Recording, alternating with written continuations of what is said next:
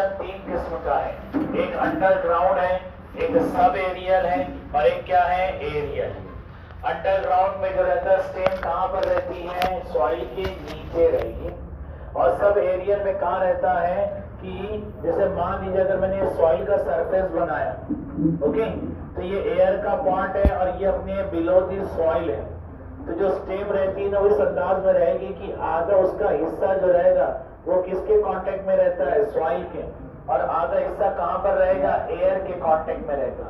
तो ऐसी स्टेम जिसका पार्ट एयर में और सॉइल के कांटेक्ट में है तो उसे हम क्या कहते हैं, sub aerial modification. So the condition in which the stem is in the contact of air and the soil is known as a subaerial modification. Number 2, यहाँ पर ये जो स्टेम बनी है इसका मेन मकसद ये रहता है कि ये अपने आप को बचाने के लिए, बाकी रखने के लिए क्या होती है, प्रेजेंट रहती है। इस कंडीशन को हम क्या कहते हैं, पेरिनेशन। जाहिर सी बात है, जैसे मैं आपको एक एग्जांपल में बताता हूँ। जैसे मान लीजिए कोई ग्राउंड है, उस ग्राउंड के अंदर आपको घास वगैरह ग्रो करनी है। कौन सी घास, जिसे अपन लॉन्ग ग्रासेस कहते हैं। लॉन्ग ग्रासेस में क्या छोटी छोटी घास रहती, क्रिकेट के ग्राउंड पे, फुटबॉल के ग्राउंड वगैरह पे जो घास रहती है उसे हम लॉन्ग ग्रास कहते हैं। अगर आपको लॉन्ग ग्रास ग्रो करना है तो प्लांट नर्सरी जहाँ पर प्लांट्स वगैरह मिलते हैं वो आपको एक छोटा सा 1 by 1 का क्या देंगे, एक ब्लॉक देंगे जिसमें सॉइल रहेगी और ऊपर क्या रहेगी, घास रहेगी। आप क्या करो, ये ब्लॉक को लो और अपने ग्राउंड पे रख दो। ग्राउंड के अंदर से अच्छे से खाद वगैरह दो, पानी वगैरह दो, तो धीरे धीरे वो जो ब्लॉक रहता है जिसमें प्लांट है वो घास जो रहेगी वो धीरे धीरे क्या होती है, फैलती है।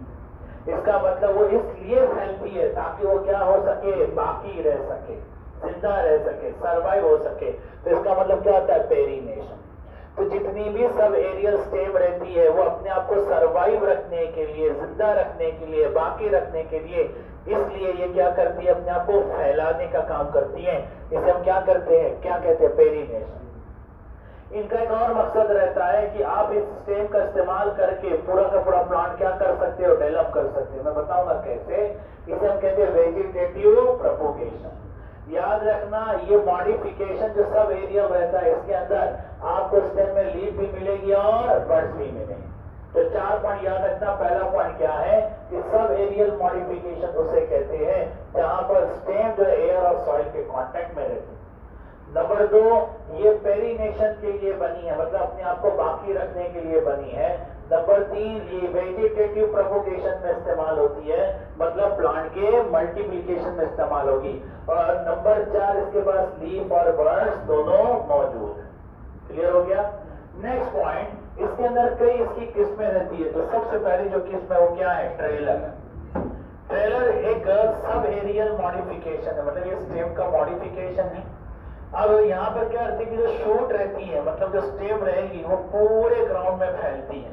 अब जैसे मान लीजिए मैं साइड वाइज वाला हिस्सा बताता हूँ कि अगर ये सॉइल है और यहाँ पर स्टेम बनी है तो अब स्टेम के साइड वाइज से भी स्टेम निकलेगी ना, तो ये स्टेम जो रहती है वो क्या होगी, वो काफी थिक रहती है। ये इस तरह से ऊपर उभरेगी, नीचे जाएगी। तो ऐसी स्टेम को जो ऊपर की तरफ निकल के नीचे की तरफ जाती है वो काफी क्या रहती है, थिक रहती है।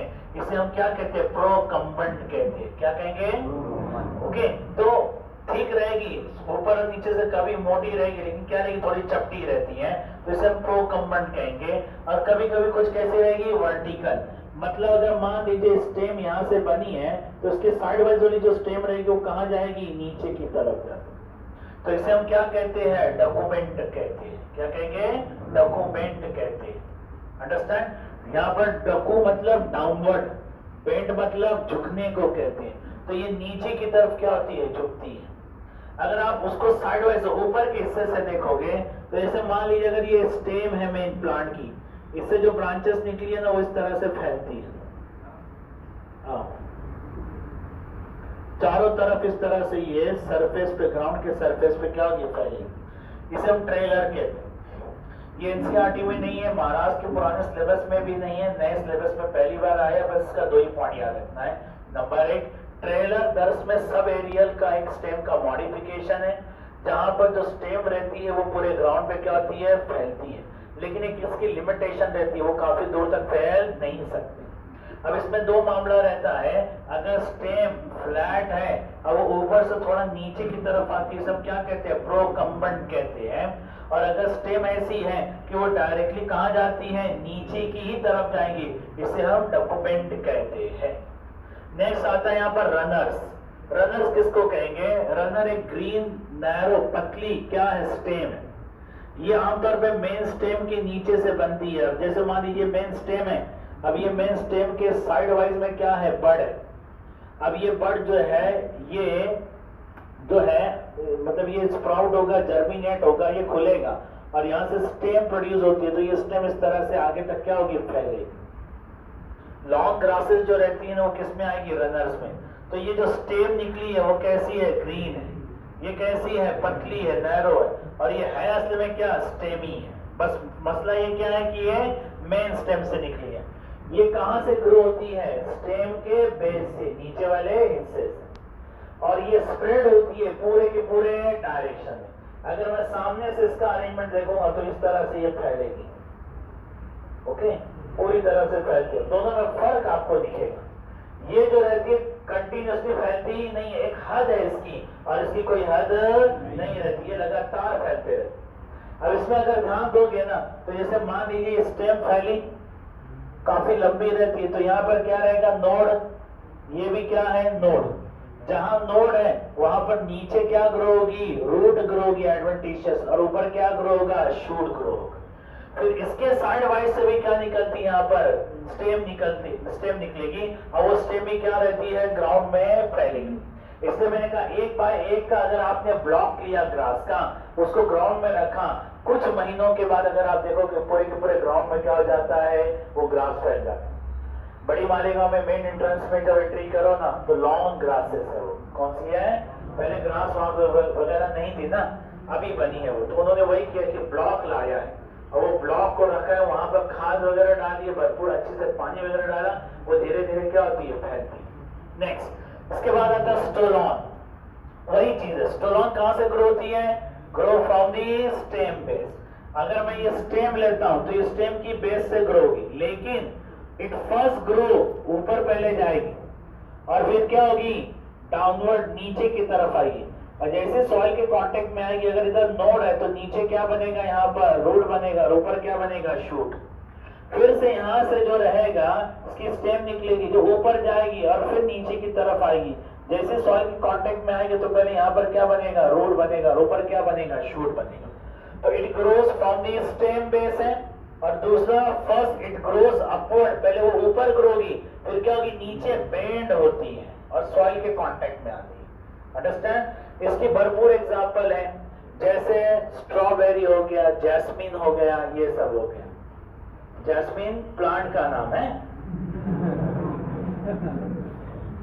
उसके बाद क्या आता है, ऑफसेट। ऑफसेट भी क्या है, रनर की एक टाइप है। फर्क इतना है कि ये रनर टेरेस्ट्रियल प्लांट के अंदर रहता है, जो जमीन पे ग्रो होते हैं, और ये जो ऑफसेट जो रनर है, ये कहां पर ग्रो होता है, एक्वेटिक प्लांट में।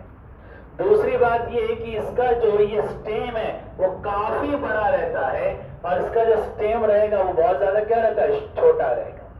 इसके अंदर नोड और इंटरनोड बहुत ज्यादा रहते हैं, ओके, काउंटिंग करना भी मुश्किल रहता है कभी कभी, लेकिन इनके अंदर अगर आप देखोगे तो आपको क्या मिलेगा, एक ही मिलेगा इंटरनोड। समझा, एक ही इंटरनोड मिलेगा, और ये एक्वेटिक प्लांट के अंदर रहता है। जैसे जलकुंभी एक प्लांट को कहते हैं, इक्वार्निया।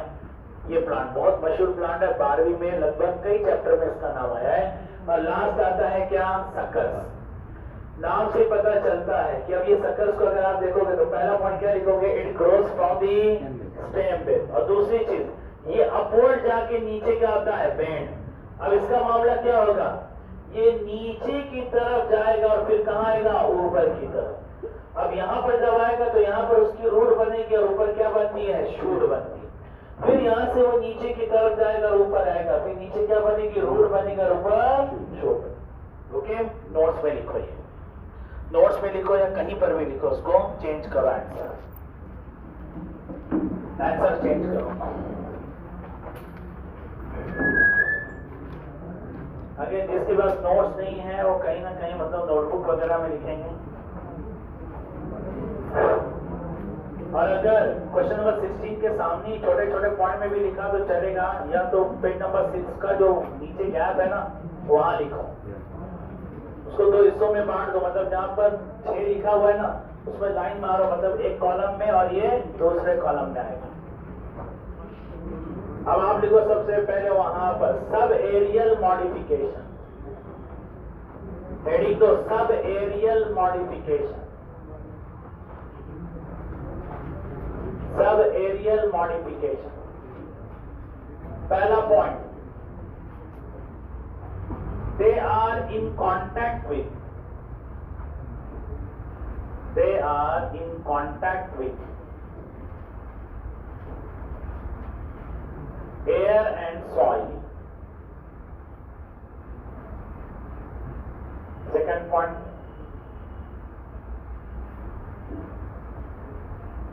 they help in perennation, board पे लिखा हुआ ये word, they help in perennation, PERENNATION, perennation, and vegetative propagation, and vegetative propagation. They have leaf and buds. They have leaf and buds. अब उसमें जो है ट्रेलर अपनी नोट्स में जैसा लिखा है वैसे ही रहने दो। उसके बाद रनर्स में आओ। अब रनर्स के बारे में लिखो। पहला पॉइंट, इट इज, रनर का लिखो, it is green, it is green, narrow, it is green, narrow stem, it is green, narrow stem. Second point, it grows from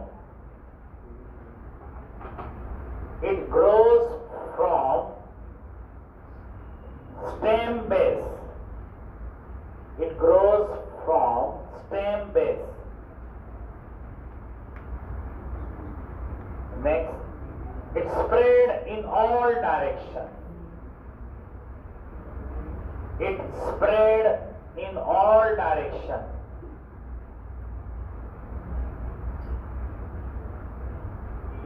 Example, long grasses.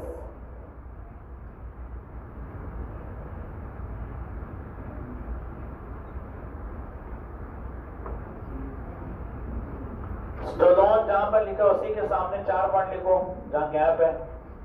क्या लिखोगे? पहला point, it grows from stem base, it grows from stem base,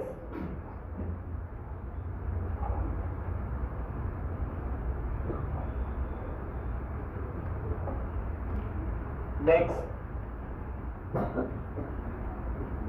first it grows upward, first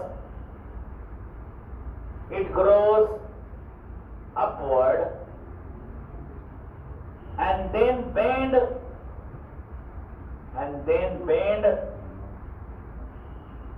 to soil, and then bend to soil. Example वहां लिखा हुआ है jasmine है, strawberry है, Mentha है। नेक्स्ट हेडिंग दो offset, offset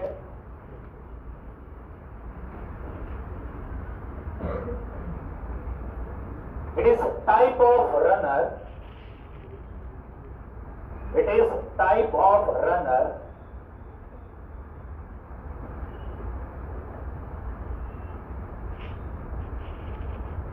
it is present in aquatic plant, it is present in aquatic plant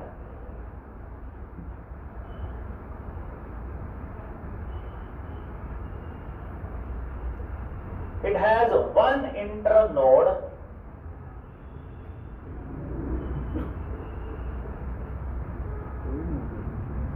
It has one internode. Example वहां दिया हुआ है, पिस्टिया है, इकॉर्निया, ये दो एग्जाम्पल है। उसके बाद वहां लिखो हेडिंग दो सकर्स, सकर्स के सामने लिखो सकर्स। एग्जाम में डायग्राम नहीं आती आमतौर पे। सकर्स, पहला पॉइंट क्या लिखोगे, स्टोलॉन का ही है क्या? It grows from the stem base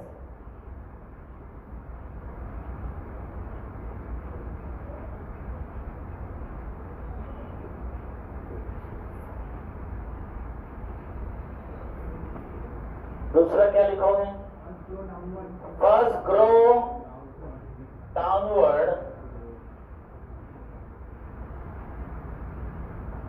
downward below the soil,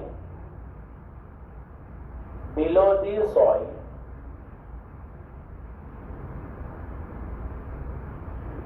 and grows upward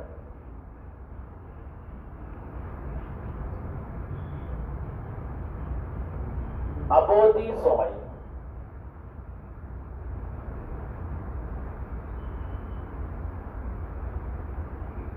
example है बनाना, क्राइसैंथेमम, ये दो प्लांट हैं।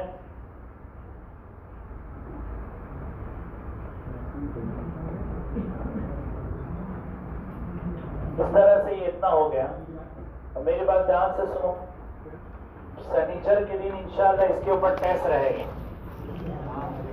और टॉपिक का टाइटल इसी के ऊपर है।